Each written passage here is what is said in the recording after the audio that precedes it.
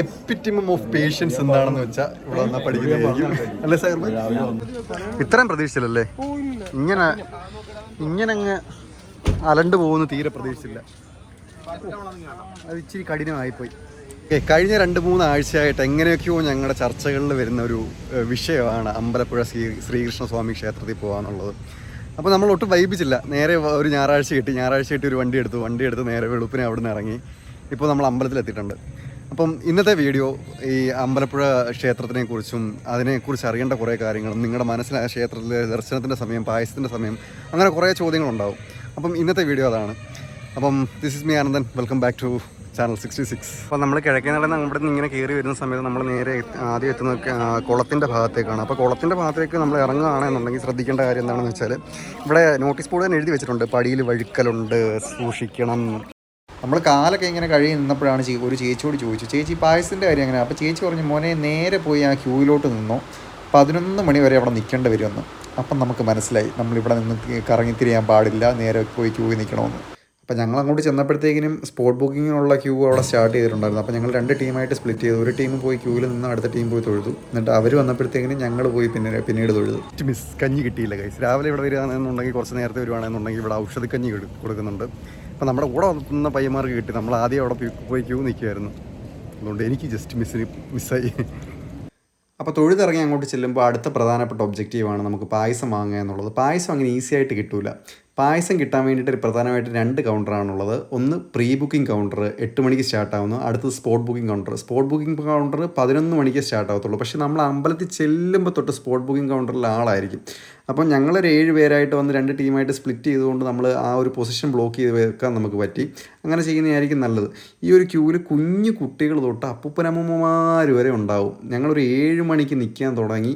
നിന്ന് 11 മണി വരെ നമ്മളവിടെ വിശന്ന് വാടി തളർന്നു നിന്നു. ക്ഷമ പഠിക്കാൻ പറ്റിയൊരു പരിപാടിയാണ് കേട്ടോ. എപ്പിറ്റിമം ഓഫ് പേഷ്യൻസ് എന്താണെന്ന് വെച്ചാൽ ഇവിടെ വന്നാൽ പഠിക്കുന്നതായിരിക്കും അല്ലേ സാർ? അശ്വിൻ രാവിലെ ഫോണൊക്കെ വീട്ടിൽ വെച്ചിട്ട് ഇപ്പോൾ പോയി ഒന്ന് പായസം കുടിച്ചിട്ട് പെട്ടെന്ന് തിരിച്ചു വരാമെന്നൊക്കെ പറഞ്ഞിട്ട് രാവിലെ ഫോണൊക്കെ വെച്ചിട്ട് അവിടെ നിന്ന് ഇറങ്ങിയതാ. തീരെ പ്രതീക്ഷിച്ചില്ല കേട്ടോ. സാരമില്ല, ഇനി ഒരു 1 മണിക്കൂറൂടെ നിന്നാൽ മതി. ഇപ്പം സമയം എന്തായി? ഇപ്പം സമയം 10 മണി.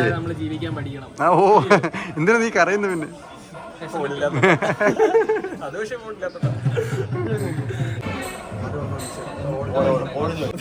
വിശന്ന് കൂതറ കുത്തി ബോറടിച്ച് 30-28 വയസ്സുള്ള മുതുകാളകൾ ഇരുന്ന് കളിക്കുന്നുണ്ട്. വീഡിയോയോ അങ്ങനെ നിന്ന് ഓൾമോസ്റ്റ് ഇപ്പോൾ ഒരു 10-50 ആയിട്ടുണ്ട്. ഇതുവരെ തുറന്നിട്ടില്ല, കൗണ്ടർ തുറന്നിട്ടില്ല. എല്ലാവരും ഇതിനു വേണ്ടിയിട്ട് വെയിറ്റിംഗ് ആണ്. ഫൈനലി കൗണ്ടർ സ്റ്റാർട്ട് ചെയ്തിരിക്കുകയാണ്. കൃത്യം ഇപ്പോൾ സമയം 11 മണി. 11 മണി ആകുമ്പോഴത്തേക്കിനും ഇവിടെ കൗണ്ടർ സ്റ്റാർട്ട് ചെയ്തിട്ടുണ്ട്. ഇവിടെ ക്യൂ നിൽക്കുമ്പം ഒരാൾക്കൊരൊറ്റ ടോക്കൺ എടുക്കാൻ പറ്റുള്ളൂ. എടുത്തെടുത്ത് നമ്മളങ്ങ് പോവാം. ക്യൂ സ്റ്റാർട്ട് ചെയ്തിട്ടുണ്ട് കേട്ടോ. അയ്യോ, കിട്ടി സാധനം കിട്ടി. അയ്യോ, ഇവിടെ വന്നിട്ട് വലിയൊരു ടാസ്ക് നമ്മൾ കംപ്ലീറ്റ് ചെയ്തിരിക്കുകയാണ്. കിട്ടിയിട്ടുണ്ട്. ഇനി നമുക്ക് നമ്മുടെ സമയം നമ്മുടെയൊക്കെ ആവശ്യമുള്ള രീതിയിൽ സ്പെൻഡ് ചെയ്യാം. നമ്മൾ രാവിലെ ഓൾമോസ്റ്റ് ഒരു 7 മണി ആയപ്പോൾ വന്ന് ക്യൂ കയറിയതാണ്. അപ്പോൾ അത് ക്യൂവിൽ നിന്ന് എല്ലാവരും മടുത്ത് പണ്ടാരം അടങ്ങി ഒരു 7 തൊട്ട് ഒരു 11 വരെ ഓൾമോസ്റ്റ് ഒരു 4 മണിക്കൂറിൽ ക്യൂവിൽ നിന്ന് മടുത്ത് പണ്ടാരം അടങ്ങി നമ്മൾ ബ്രേക്ക്ഫാസ്റ്റ് കഴിക്കാൻ പോവുകയാണ്. പടിഞ്ഞാറേ നടയാണിത്. ഇവിടെ ആക്സസിബിലിറ്റി പറയുകയാണെന്നുണ്ടെങ്കിൽ നമുക്ക് ബൈ ട്രെയിൻ വരികയാണെന്നുണ്ടെങ്കിൽ ഇവിടെ അമ്പലപ്പുഴ സ്റ്റേഷനുണ്ട്. സ്റ്റേഷനിൽ ഇറങ്ങിയിട്ട് ഇവിടുന്ന് തൊട്ട് അമ്പലത്തിലോട്ട് വരാൻ വേണ്ടിയിട്ട് ഓട്ടോയും കിട്ടും. ബൈ റോഡ് വരുവാണെങ്കിൽ ഗൂഗിൾ മാപ്പിൽ എക്സാക്ട് ലൊക്കേഷൻ നമുക്ക് കിട്ടുന്നത് കേട്ടോ. ഇങ്ങനൊന്നും അല്ലായിരുന്നു കേട്ടോ. എല്ലാവരും ഭയങ്കര ഡള്ളായിരുന്നു. ഇപ്പോഴാണ് എല്ലാവർക്കും ഒന്ന് എനർജി വന്നത്. ക്യൂവിനകത്ത് ഒന്നും ചെയ്യാനില്ല. ഓക്കെ, അപ്പം നമുക്ക് ഇനി 1:30 വരെ സമയമുണ്ട്. അപ്പോൾ അമ്പലം എക്സ്പ്ലോർ ചെയ്യാം. വളരെ ലിമിറ്റഡ് ആയിട്ടുള്ള ക്വാണ്ടിറ്റിയിലായിരിക്കും ഇവിടെ ഡെയിലി പായസം ഉണ്ടാക്കുന്നത്. എന്തോ ഹൈക്കോർട്ട് ഓർഡറൊക്കെ ഉണ്ട്. അതുപോലെ അതിൻ്റെ ഓതൻറ്റിസിറ്റി മെയിൻറ്റെയിൻ ചെയ്യാനും അതൊരു ബിസിനസ് ആക്കാതിരിക്കാനും വേണ്ടിയിട്ടൊക്കെ ആണെന്ന് തോന്നുന്നു. കൃത്യമായിട്ടുള്ള ഡേറ്റ് അറിഞ്ഞൂടാ. പക്ഷേ വളരെ ലിമിറ്റഡ് ആയിട്ടുള്ള ക്വാണ്ടിറ്റിയിലായിരിക്കും ഇവിടെ പായസം ഉണ്ടാക്കുന്നത്. അപ്പം വ്യാഴാഴ്ചകളിലും ഞായറാഴ്ചകളിലും ആയിരിക്കും കൂടുതൽ തിരക്ക്. അപ്പം ഓൾമോസ്റ്റ് ഒരു 260 ലിറ്റേഴ്സൊക്കെ ആണെന്നാണ് പറഞ്ഞത്. അതും എത്ര ക്രെഡിബിളായിട്ടുള്ള ഇൻഫർമേഷൻ ആണെന്നറിയില്ല. എങ്കിലും ഞാൻ പറയുന്നു, ആദ്യത്തെ ഞാൻ കാണിച്ചില്ല, അവിടെ കണ്ട ആദ്യത്തെ ഒരു ക്യൂവിൽ ഒരു 60 പേർക്കും പിന്നെ സ്പോട്ടിൽ വന്ന് നിൽക്കുന്ന ക്യൂവിലുള്ളവർക്ക് ഒരു 70 പേർക്കും. അങ്ങനെ ലിമിറ്റഡ് ആയിട്ടുള്ള ആൾക്കാർക്കാണ് ആദ്യം ടോക്കൺ കൊടുക്കുന്നത്. ആ ടോക്കൺ കൊടുത്തതിന് ശേഷം അത് ടോക്കണിൻ്റെ കൗണ്ടർ ഓപ്പൺ ആവുന്നത് 11 മണിക്കായിരിക്കും. അതിനുശേഷം നമ്മൾ 11 മണിക്ക് ടോക്കൺ എടുത്തതിന് ശേഷം ഭഗവാനെ നേദിച്ചതിന് ശേഷമായിരിക്കും നമുക്ക് ആ ഒരു പായസം നമുക്ക് കിട്ടുക. ഞങ്ങൾ അടൂരിൽ നിന്നാണ് കേട്ടോ. അടൂരിൽ നിന്ന് വന്നിട്ട് നമുക്ക് നേരെ വന്നെത്താൻ പറ്റുന്നത് ഇതിൻ്റെ കിഴക്കേ നട ഭാഗത്തേക്കാണ്. അപ്പോൾ കിഴക്കേ നട ഭാഗത്ത് വരുമ്പോഴത്തേക്കിനും നമുക്കിവിടെ പേ ആൻഡ് പാർക്ക് സൗകര്യമുണ്ട്. വണ്ടി ഇട്ടിട്ട് നമുക്ക് വേണേൽ അകത്തോട്ട് പോവാം. പിന്നെ ഇവിടെ ബോർഡ് വെച്ചിട്ടുണ്ട് കേട്ടോ, മാലിന്യം വലിച്ചെറിഞ്ഞാൽ പിഴ 5000 രൂപയാണ്. അപ്പം മലിനമാക്കാതിരിക്കും. ഇവിടെ പഞ്ചായത്ത് തന്നെ അവരവരുടെ വേസ്റ്റ് കൊണ്ടിടാനുള്ള കുട്ടകളൊക്കെ വെച്ചിട്ടുണ്ട്. ഇവിടുന്ന് നേരെ ഇങ്ങനെ കറങ്ങി അങ്ങോട്ട് പോവുകയാണെന്നുണ്ടെങ്കിൽ നമുക്ക് പടിഞ്ഞാറ് നട ഭാഗത്തേക്കും പോകാൻ പറ്റും. അപ്പോൾ ഇതാണ് അമ്പലത്തിൻ്റെ പുറത്തു നിന്നുള്ള വ്യൂ. ഇത്രയും പ്രതീക്ഷിച്ചില്ലല്ലേ? ഇങ്ങനെ അങ്ങ് അലണ്ട് പോകുന്ന തീരെ പ്രതീക്ഷിച്ചില്ല. അത് ഇച്ചിരി കഠിനമായിപ്പോയി. എന്തേലും ഒന്ന് കഴിച്ചിട്ട് കയറേണ്ടതായിരുന്നു അല്ലേ? സ്നാക്ക് വല്ലതും കഴിച്ചിട്ട് കയറേണ്ടതായിരുന്നു. നമ്മൾ അത്രയും നേരത്തെ ഇറങ്ങിയോണ്ടുള്ള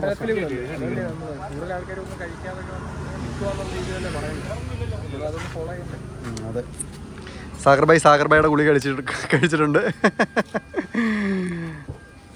കിഴക്കേനട കയറി നമ്മൾ അവിടെ നിന്ന് ഇങ്ങോട്ട് കയറി വന്നിട്ട് നമ്മൾ ആ കുളത്തിൻ്റെ ആ ഒരു സൈഡിൽ കൂടെ ഉള്ള പേയ്മെൻറ്റ്സിലൂടെ നമ്മൾ മുമ്പോട്ട് നടന്നു പോകുമ്പോഴാണ് നമുക്ക് ക്ഷേത്രത്തിലേക്ക് എത്താൻ പറ്റുക.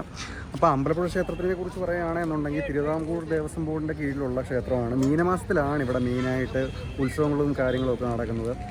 അപ്പം ഒരേപോലെ തന്നെ ചരിത്രവും അതേപോലെ തന്നെ ഐതിഹ്യവും ഒരേപോലെ ഒത്തിണങ്ങി നിൽക്കുന്ന ഒരു ക്ഷേത്രമാണ് അമ്പലപ്പുഴ ക്ഷേത്രം.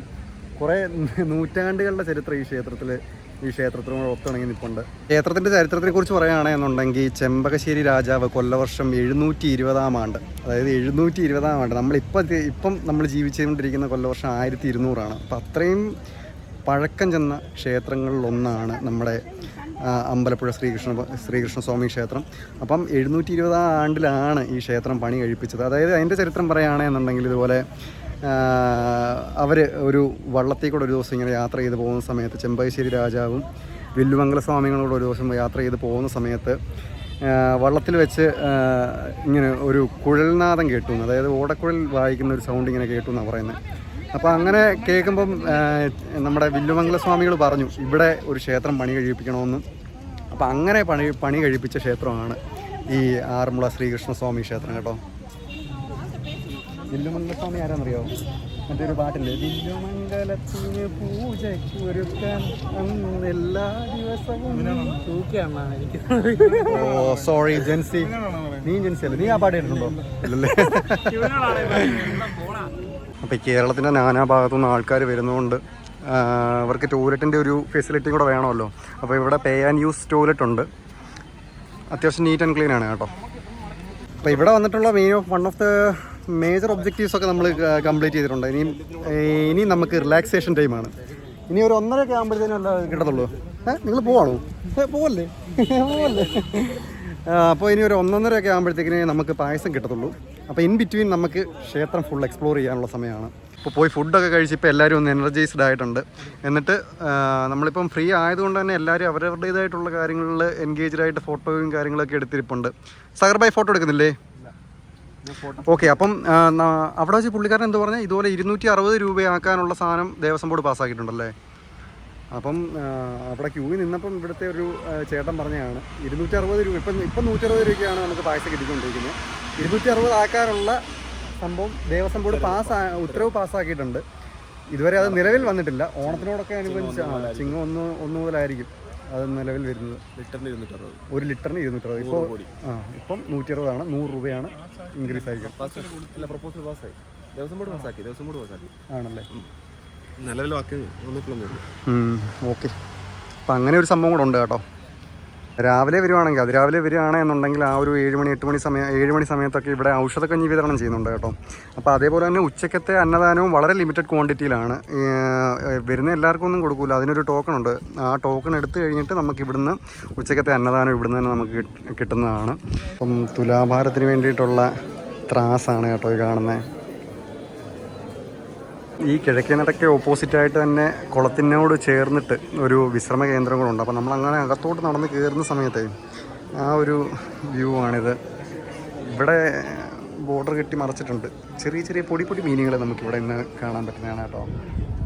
അപ്പം വന്ന് അത്യാവശ്യം നല്ല ഇരിക്കാനും കുളത്തിലിങ്ങനെ തട്ടി വരുന്ന തണുത്ത കാറ്റ് ഇവിടെ ആസ്വദിക്കാനും പറ്റുന്നതാണ്. ഗുരുവായൂർ അമ്പലമായിട്ട് ബന്ധമുണ്ട്. എന്തോന്ന് സംഭവം എന്നറിയാമോ? ഈ ഗുരുവായൂർ എന്ന് പറയുന്നത് എന്തോന്നറിയാമോ? പണ്ട് ടിപ്പു സുൽത്താൻ്റെ കാലത്ത് ഗുരുവായൂർ അമ്പലത്തിലെ ഈ വിഗ്രഹം തട്ടിക്കൊണ്ട് പോകുന്നു അല്ലെങ്കിൽ കട്ടുകൊണ്ട് പോകുമെന്നുള്ളൊരു പേടിയുള്ള സമയത്ത് വിഗ്രഹം ഇവിടെ കൊണ്ടുവന്ന് സൂക്ഷിച്ചിട്ടുണ്ട്. അപ്പം അത് ഈ ഒരു സെറ്റപ്പിലോട്ട് പണിഞ്ഞ് മാറിയിട്ട് ഒരു 60 വർഷം ആയിട്ടേ ഉള്ളൂ. ഇപ്പോൾ സമയം 12:15 12:30 12:15. ഇപ്പോൾ ഈ കാണുന്ന ക്യൂ എന്താണെന്നറിയോ? അപ്പോൾ രാവിലെ ടോക്കൺ കൊടുത്തിട്ട് ആൾക്കാരെ വിടുമല്ലോ. അപ്പോൾ ഒരു 70 ടോക്കൺ കൊടുത്തിട്ട് ആൾക്കാരെ വിടുമല്ലോ. അപ്പോൾ അവർക്ക് പായസം കൊടുത്തതിന് ശേഷം ബാക്കി വരുന്ന പായസം എത്ര ക്വാണ്ടിറ്റി ആണെന്ന് വെച്ചാൽ ഈ ക്യൂവിലുള്ളവർക്ക് ടോക്കൺ കൊടുക്കും. എന്നിട്ട് ആ ഒരു ക്വാണ്ടിറ്റിയിൽ ഇവർക്ക് ബാക്കി വരുന്ന പായസം വിതരണം ചെയ്യാൻ വേണ്ടിയുള്ള ക്യൂ ആണ് നമ്മൾ ഈ കാണുന്നത്. ഓക്കെ, അപ്പം ഈ പണ്ടത്തെ സമയത്തൊക്കെ ആണെന്നുണ്ടെങ്കിൽ എൻ്റർടൈൻമെൻറ്റ് പർപ്പസിന് വേണ്ടിയിട്ട് ഏതായിരുന്നു ചാക്യാർ കൂത്തായിരുന്നു മെയിനായിട്ട്. അപ്പം ആ സമയത്ത് നമ്മുടെ കുഞ്ചൻ നമ്പ്യാർ ഇവിടെ ഇങ്ങനെ കൊട്ടിക്കൊണ്ടിരുന്ന മിഴാവാണ് ആ സാധനം. അപ്പം ഒരു ദിവസം ഇതുപോലെ ഈ ചാക്യാർ കൂത്ത് നടക്കുന്ന സമയത്ത് ഇതുപോലെ കുഞ്ചൻ നമ്പ്യാർ ഇരുന്ന് ഉറങ്ങിപ്പോയി. അപ്പോൾ ഇവിടെ എന്ന് വെച്ചാൽ ആ ഒരു സമയത്തുള്ള എൻ്റർടൈൻമെൻറ്റ് കാര്യങ്ങളൊക്കെ ഇങ്ങനെ ഈ ഒരു സ്റ്റേജിലായിരിക്കുമല്ലോ നടക്കുന്നത്. അപ്പം നല്ല ആൾക്കാരും ആയിരിക്കുമല്ലോ. അപ്പം പുള്ളിക്കാരനെ അങ്ങ് ബാധിച്ചു. പുള്ളിക്കാരനും വിട്ടുകൊടുത്തില്ല. പിറ്റേ ദിവസം പോയിട്ട് നേരെ എന്ത് ചെയ്ത് പുതിയൊരു പരിപാടി തുടങ്ങി. അതാണ് നമ്മൾ ഇന്ന് കാണുന്ന ഓട്ടം തുള്ളൽ പ്രസ്ഥാനത്തിന്റെ ഉപജ്ഞാതാവ് കുഞ്ചൻ നമ്പ്യാർ ഇവിടെ വെച്ചിട്ടാണോ സ്റ്റാർട്ട് ചെയ്തത്? മനസ്സിലായോ? എന്ത് മനസ്സിലായി?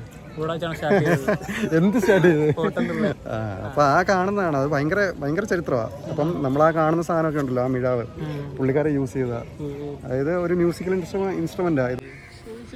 അപ്പൊ ഇവിടെ വന്നാൽ കാണാൻ പറ്റുന്ന വേറൊരു സെലിബ്രിറ്റിയാണ് ഈ ഒരു കാള.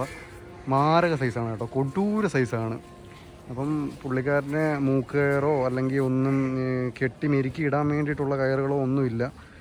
ഫ്രണ്ട്ലി ആണെന്ന് തോന്നുന്നു. ആർക്കും ഒരു ബുദ്ധിമുട്ടുണ്ടാക്കാതെ പുള്ളിയുടെ കാര്യം നോക്കി അവിടെ ഇങ്ങനെ വളരെ പീസ്ഫുള്ളായിട്ട് നടക്കുകയാണ്. ആണോ? നമ്മുടെ ഈ പഴമില്ല കൊടുക്കാൻ. എന്നാലും ഒരു ചെറിയൊരു സേഫ് ഡിസ്റ്റൻസ് ഇട്ട് നിൽക്കുന്നതായിരിക്കും നല്ലത്. എങ്ങാനും കൊമ്പയിലെങ്ങാനും കുത്തിയ നാണക്കേടുമാണ്. പിന്നെ അയ്യോ,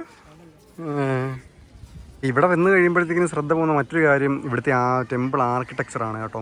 അത്രയും ഓതൻറ്റിക്കായിട്ടുള്ള ആ ഒരു പഴമ നിലനിർത്തിക്കൊണ്ട് തന്നെ ഇപ്പോഴും അതിൻ്റെ ആ ഒരു ആർക്കിടെക്ചറും കാര്യങ്ങളും അകത്തെ ആ ഗുരുവായൂർ നടയിലെ